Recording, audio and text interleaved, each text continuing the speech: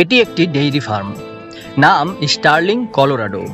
আমেরিকাতে গরুর মাংস সরাসরি প্রসেসিং ফার্ম থেকে কারো প্লেটে যায় না। এর মধ্যে রয়েছে বিভিন্ন কাজের ধাপ।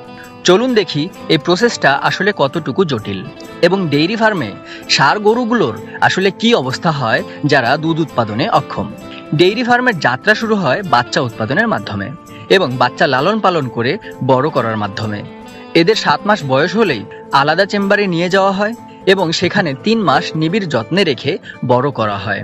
আর এই সময় বাচ্চাগুলোর কানে একটি ডিভাইস লাগিয়ে দেওয়া হয় যাতে করে সিটে বসেই বাচ্চাগুলোর সম্পর্কে নজরদারি করা যায়।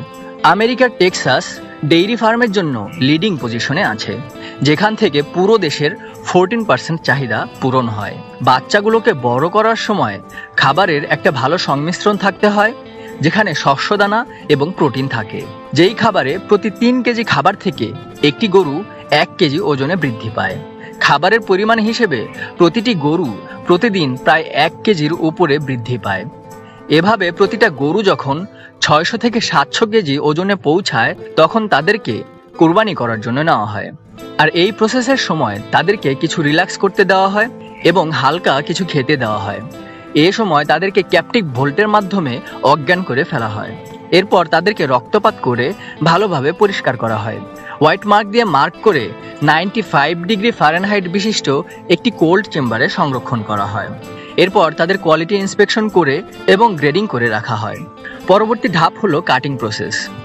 এই হিউজ পরিমাণে গরুগুলোকে প্রসেস করার জন্য হাজার হাজার কসাই নিয়োগ করা হয়েছে, যারা গরুর মাংসগুলোকে হাড় থেকে আলাদা করে এবং চর্বিগুলোকে মাংস থেকে আলাদা করে।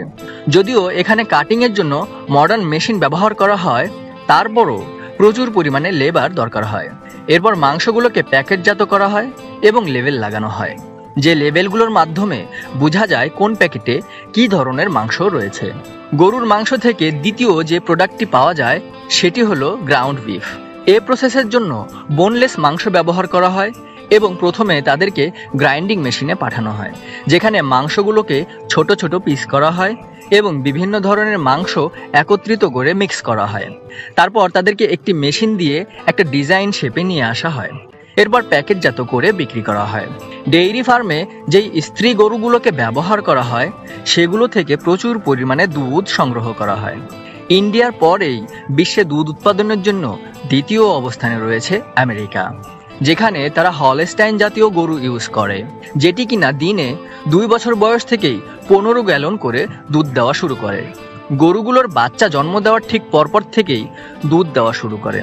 এই মিল্কিং মেশিনের মাধ্যমে তাদের থেকে দিনে 3 বার দুধ সংগ্রহ করা হয়। দুধগুলোকে খুব দ্রুত কোল্ড চেম্বারে নেওয়া হয় যেন ব্যাকটেরিয়া গ্রুপিং না করে। এরপর দুধগুলো প্রসেসিং ফ্যাক্টরিতে গেলে প্রথমেই কিছু টেস্ট করা হয়, যেমন টেম্পারেচার এবং ব্যাকটেরিয়া।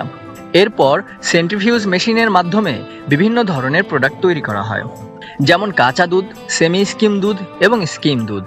এরপর হোমোজিনেশন প্রসেসের মাধ্যমে দুধ থেকে ফ্যাটগুলোকে আলাদা করা হয় যেন তার উপরে ক্রিম হিসেবে জমা না থাকে।